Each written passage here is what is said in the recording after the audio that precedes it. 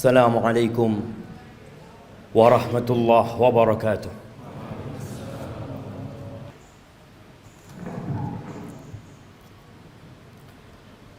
Innal hamdalillah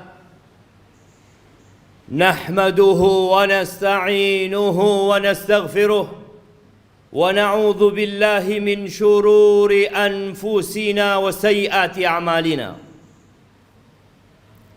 Man yahdillahu فلا مضل له ومن يضلله فلا هادي له وأشهد أن لا إله إلا الله وحده لا شريك له له الملك وله الحمد وهو على كل شيء قدير وأشهد أن محمدا عبده ورسوله وحبيبه وخليله صلوات ربي وسلامه وبركاته عليه وعلى آله وأصحابه ومن تبعهم بإحسان إلى يوم الدين أما بعد فيا عباد الله أوصيكم ونفسي بتقوى الله فقد فاز المتقون.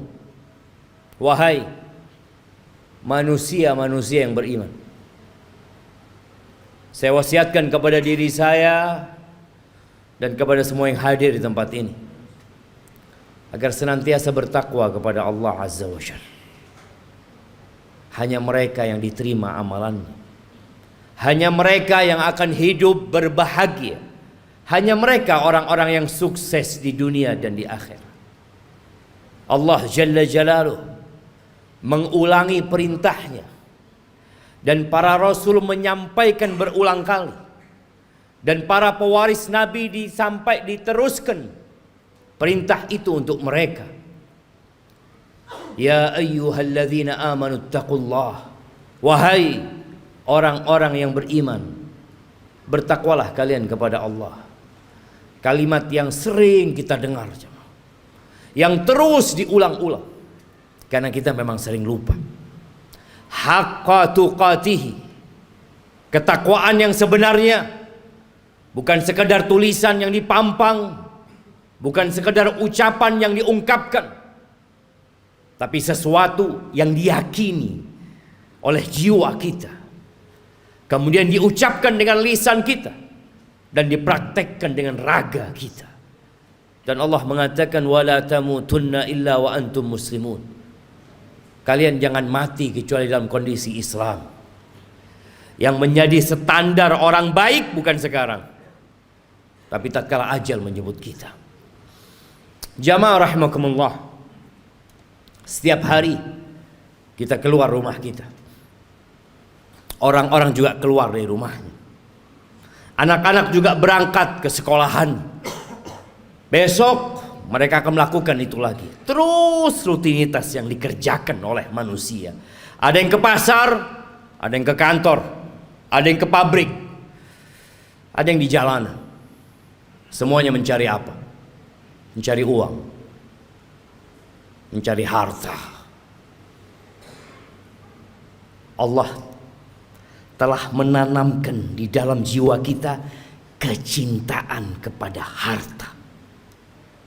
Zuyyina linnas hubbus syahawat minan nisa wal banin wal qanatiril muqantarati minadh dhahabi wal fiddah wal khaylil musawwamati wal an'ami wal harth dzalika mata'ul hayatid dunya wallahu 'indahu husnul ma'ab. Allah menjelaskan kepada kita bahwa telah ditanamkan kecintaan syahwat kepada wanita, kepada anak-anak, kepada harta yang berlimpah ruah, yang bertumpuk-tumpuk. Dulu kuda-kuda yang mewah, sekarang mobil-mobil yang mewah. Pertanian, peternakan, itu sesuatu yang sudah dicintakan kepada kita. Itu kesenangan kehidupan dunia. Tapi di sisi Allah ada tempat kembali yang baik. Lihatlah orang terkaya di dunia ini. Kemana dia bawa hartanya? Dia tinggal selama-lamanya di muka bumi ini. Di negeri ini kita sering membaca 10 orang terkaya. 1 fulan, 2, 3, 4, 5, 6, 7, 8, 9, 10, semua hartanya ditinggal. Hati-hati dengan dunia ini. Jangan sampai kita tertipu. Silahkan bekerja, silahkan cari harta, tapi ambisi kita bukan dunia. Karena kita nggak lama tinggal di dunia, jemaah.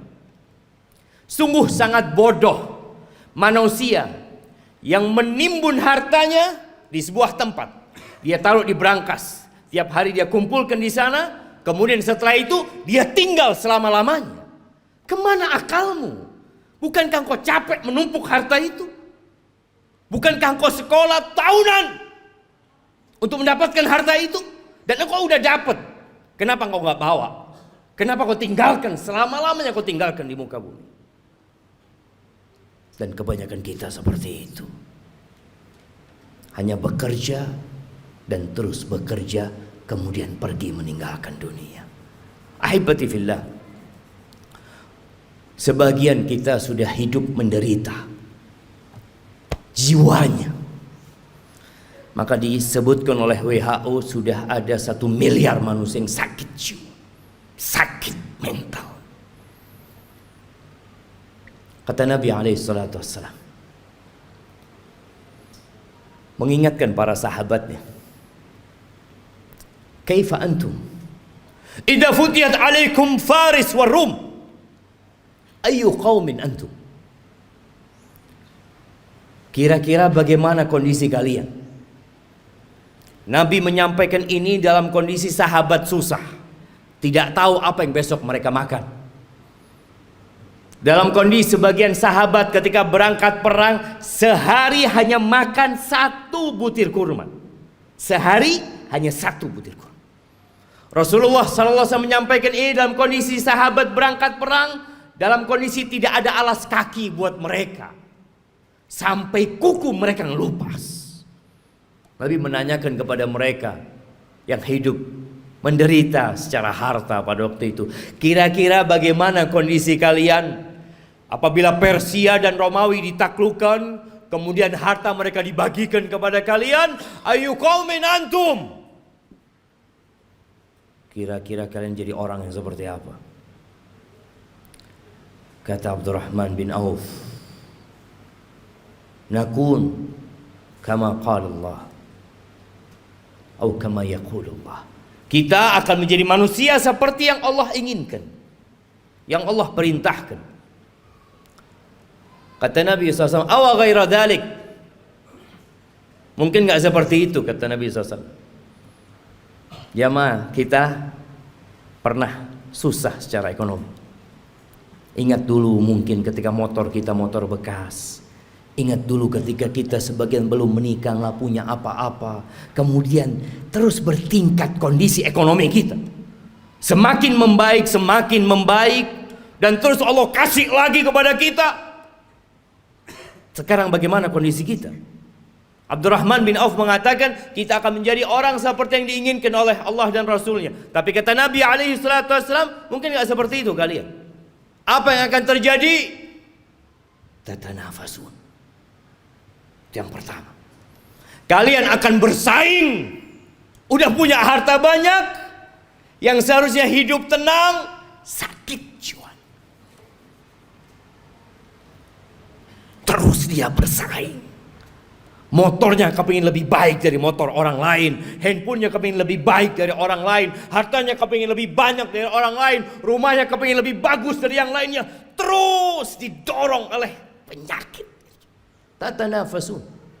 Itu yang akan terjadi. Oke. Bersaing boleh kan? Selama kita tidak menzalimi orang lain.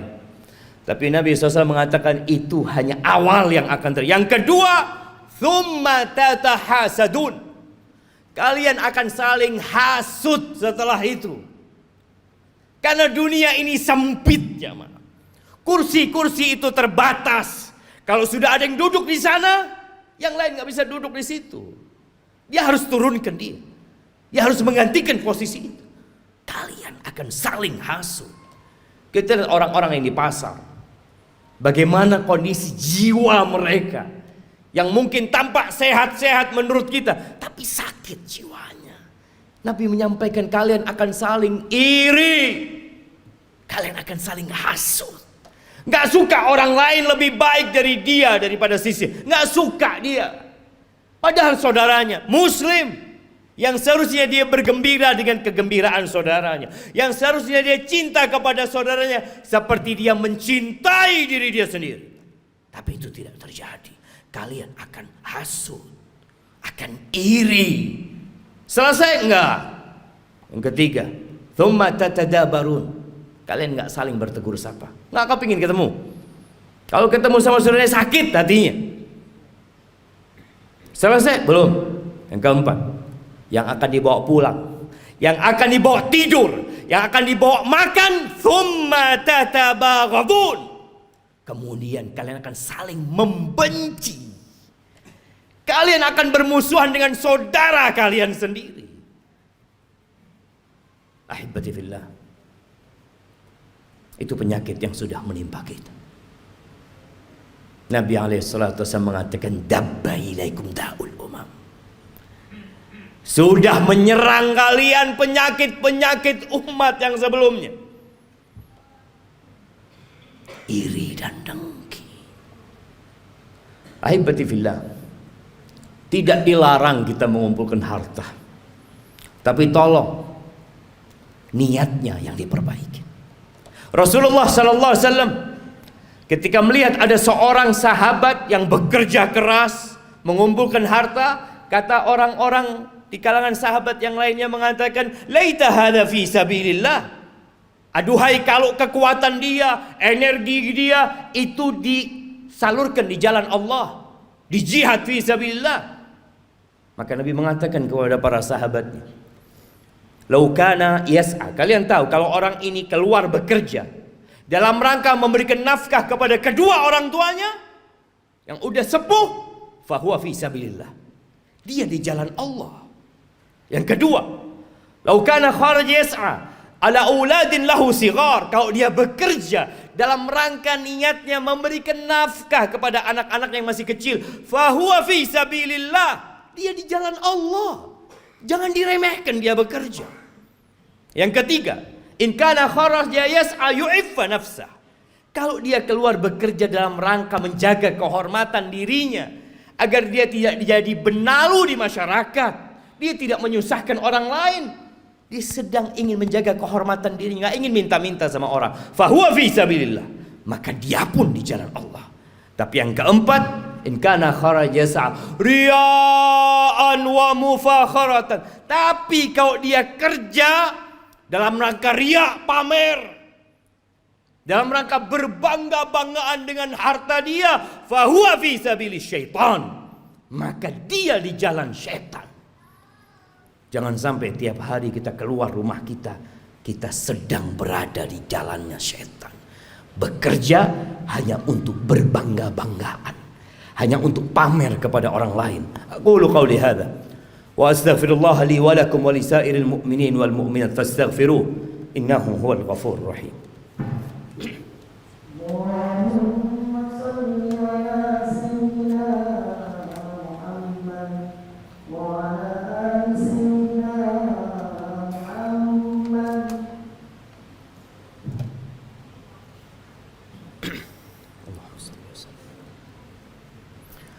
Alhamdulillah wa kafa, wassalatu wassalamu ala nabiyil mustafa sayyidina wa maulana Muhammadin wa ala alihi wa ashabihi wa man iqtafa, amma ba'd.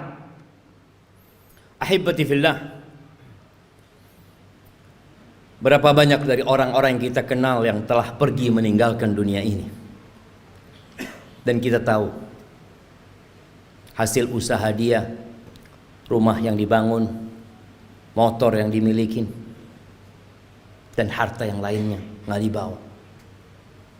Nabi alaihissalatu wassalam mengatakan, yatba'ul mayyit thalath. Yang ikut jenazah kita kalau kita mati 3. Maluhu wa ahluhu wa amaluhu. Apa yang ikut mengantarkan ke kuburan? Diantar pakai mobil-mobil, semua pada ikut ke sana. Hartanya ikut berangkat.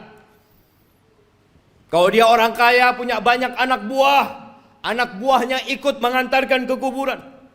Kalau dia orang terkenal yang banyak fan-nya, akan banyak yang ikut mengantarkan ke kuburan. Ya, keluarga, harta ikut. Yang ketiga amal. Yang dua pulang. Tuh kita lihat ribuan orang yang mungkin mengantarkan jenazah, ada satu yang mau tinggal di dalam? Nggak ada. Anaknya mungkin, orang tuanya mungkin, kawan dekatnya nggak ada. Anak buahnya yang dia kasih bayaran, yang terus dibayar, mau menemani majikannya di dalam kuburan, nggak ada. Siapa yang menemani? Amaluhu, bas amalnya. Maka segera beramal. Badiru bil amal. Kata Nabi SAW, segera kalian beramal. Segera. Fitanan kaqita'il lailil muzlim. Sebelum datang fitnah-fitnah, ujian-ujian, kekacauan-kekacauan yang seperti potongan malam yang gelap gulita. Apa yang terjadi ketika datang fitnah itu jemaah? Kalau kita menunda-nunda beramal, menunda-nunda hijrah kita, menunda-nunda untuk berubah jadi orang baik, yusbihur rajulu mu'minan wa yumsi kafiran. Paginya masih beriman, sorenya sudah kafir. Wa yumsi mu'minan wa yusbihu kafiran. Sorenya masih beriman, datang kajian mungkin dia, masih sholat asar, subuhnya sudah kafir. Kenapa itu terjadi? Yabi'u dinahu bi'aradin minad dunya. Dia jual agamanya. Dia jual. Dia barter dengan sedikit kenikmatan dunia. Nggak lagi mikir halal haram. Yang ada dalam benaknya harta, jabatan, kedudukan. Padahal semua itu akan ditinggalkan. Maka ahibati fillah, hari ini hari Jumat. Harinya bersalawat buat Nabi alaihi salatu wassalam. Harinya dianjurkan kita membaca suratul Kahfi. Baca tuh surat Kahfi. Baca dengan artinya. Baca pesan-pesan Allah kepada kita agar kita tidak diperbudak dengan harta kita. Biasanya imam kalau sholat Jumat itu membaca dua surah. Sabbihisma rabbikal a'la dan hal ataka hadithul ghasiyah. Tolong pulang dari sini baca tafsirnya. Sehingga kita tahu pesan-pesan yang Allah sampaikan agar kita tidak lebih mementingkan kehidupan dunia. Kata Allah, bal tu'thirunal hayatad dunya. Tapi kalian udah dikasih nasihat, tetap kalian lebih mementingkan kehidupan dunia. Wal akhiratu khairu wa abqa. Akhirat itu lebih baik dan lebih kekal. Ahibati fillah, innallaha wa malaikatahu yusalluna 'alan nabi ya ayyuhalladzina amanu sallu 'alaihi wa sallimu taslima. Allahumma salli wa sallim وزد وبارك وأنعم على عبدك ورسولك حبيبنا وسيدنا محمد. اللهم اغفر للمؤمنين والمؤمنات والمسلمين والمسلمات الأحياء منهم والأموات إنك سميع قريب مجيب الدعوات. اللهم منزل الكتاب مجري السحاب هازم الأحزاب اهزم أعداءك أعداء الدين يا رب العالمين. اللهم اهزم أعداءك أعداء الدين يا رب العالمين. ربنا ظلمنا أنفسنا وإن لم تغفر لنا وترحمنا لنكونن من الخاسرين. ربنا لا تزغ قلوبنا بعد إذ هديتنا وهب لنا من لدنك رحمة إنك أنت الوهاب. ربنا آتنا في الدنيا حسنة وفي الآخرة حسنة وقنا عذاب النار. وسبحان ربك رب العزة عما يصفون وسلام على المرسلين والحمد لله رب العالمين.